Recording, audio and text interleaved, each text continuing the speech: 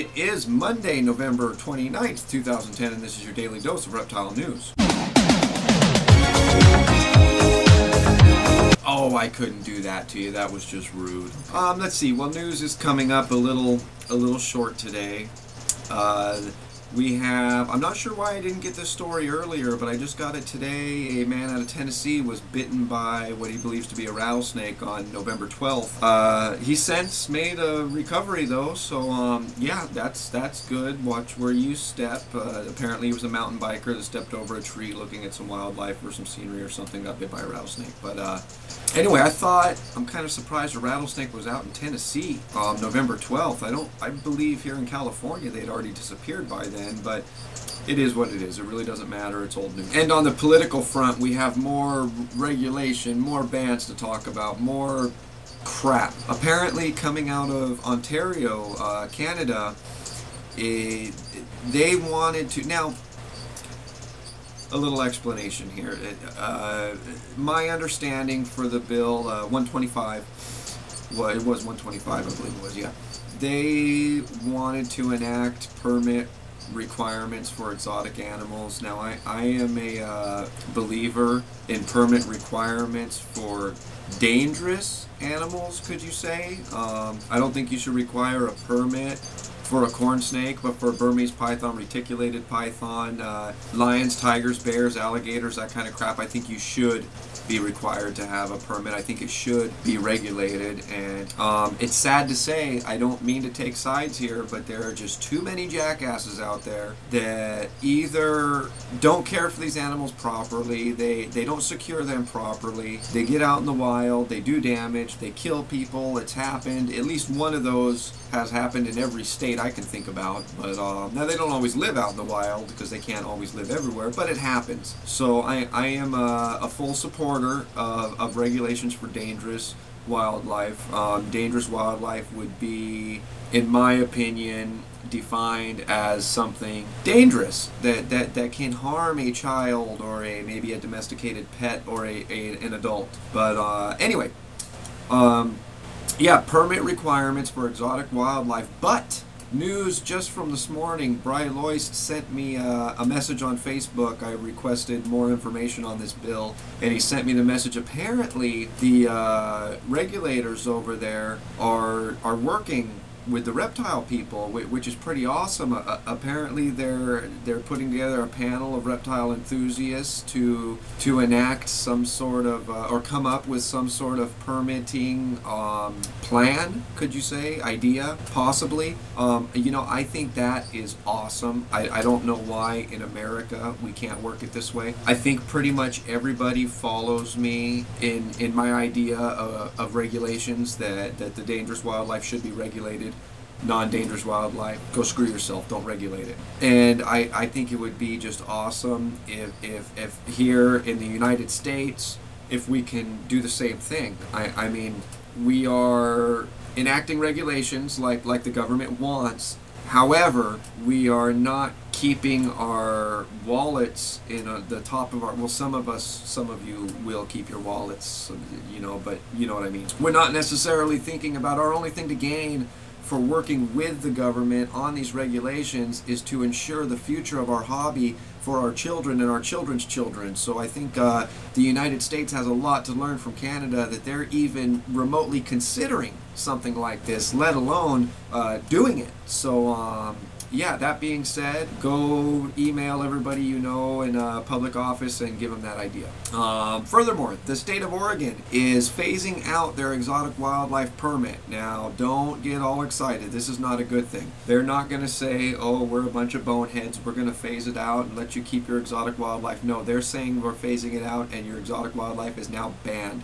You will not be able to permit it in the state of Oregon anymore. Now, that being said, exotic wildlife is not to be misconstrued as, again, a corn snake. They have a specific list of what they consider to be exotic wildlife, and in our particular world, the only thing that's really going to affect us is all crocodilian species will be banned in the state of Oregon. I believe it was 3 different permits required up until now to keep a crocodile, alligator, caiman, whatever, but now, no, not at all. Again, similar to the python ban, if you are permitted already to keep said animals, exotic wildlife, then you will be allowed to keep them until you either sell them or they die, but when they're replaced, you won't be able to permit them anymore.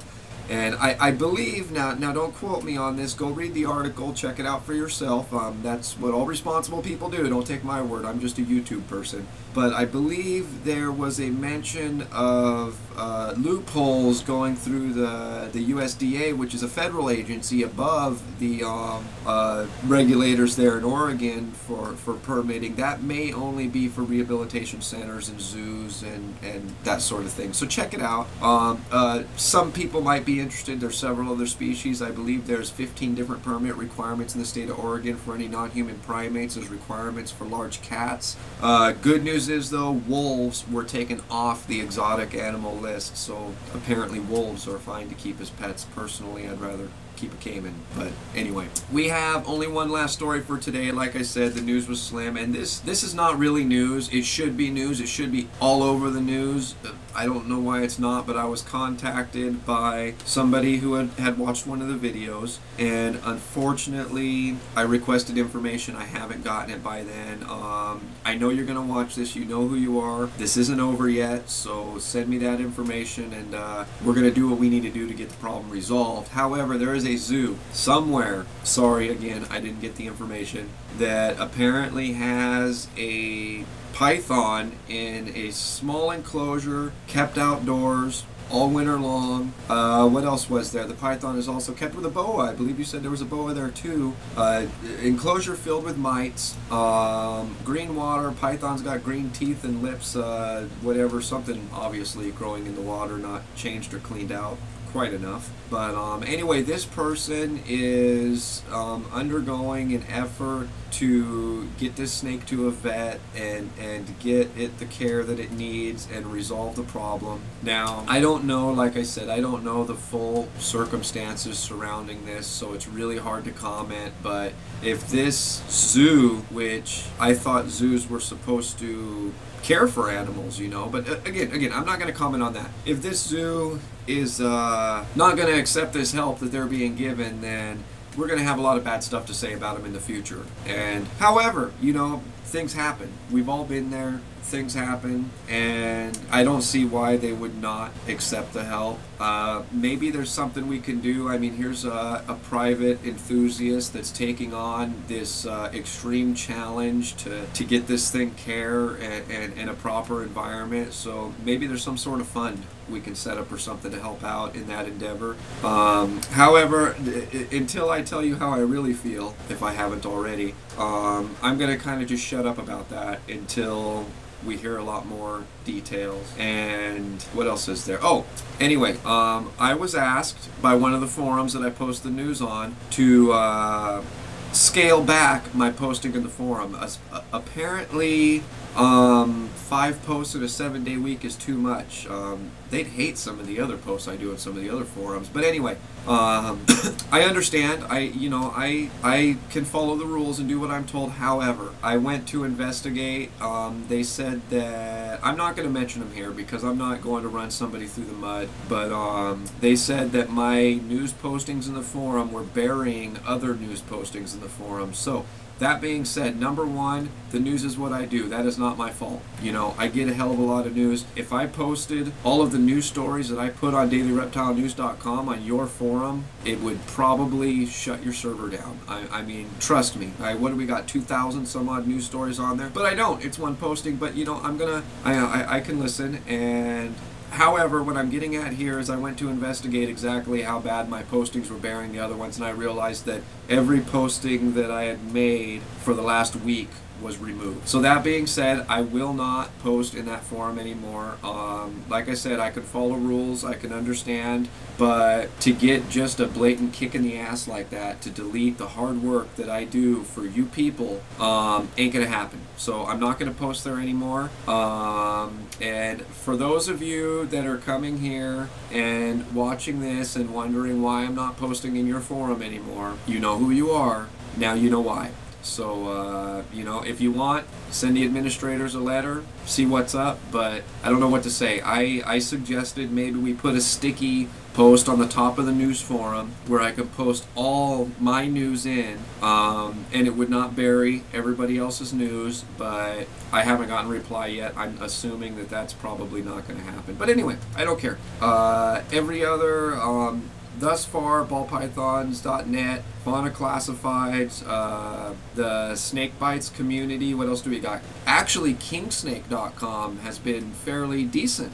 about my postings in there, which I got to give them respect for that. I've had a lot of problems with them in the past with stuff, but yeah, I'm starting to change my opinion with them. What else? Reptileforums.net, all those sites have been absolutely wonderful. I've had an issue on too where some of the posts have become a little controversial, and they were kind of locked down in private threads to be discussed privately amongst the people that had a problem, which is no problem. I understand that 100%. I'm not here to cause problems. I'm here to pass on information and provide a service to the people that don't have time to dig it up themselves or don't want to. So anyway, that being said, that has been all your news for this Monday, November 29th, 2010. If you'd like to read any more of these stories, those links are right down here in the description. I gotta tell you guys that more because I'm not sure everybody knows that. Go in the description, click them, read the full story. And as always, if you're still watching, my name is Jason White. Now you know what's going on in the reptile world. Be good to each other.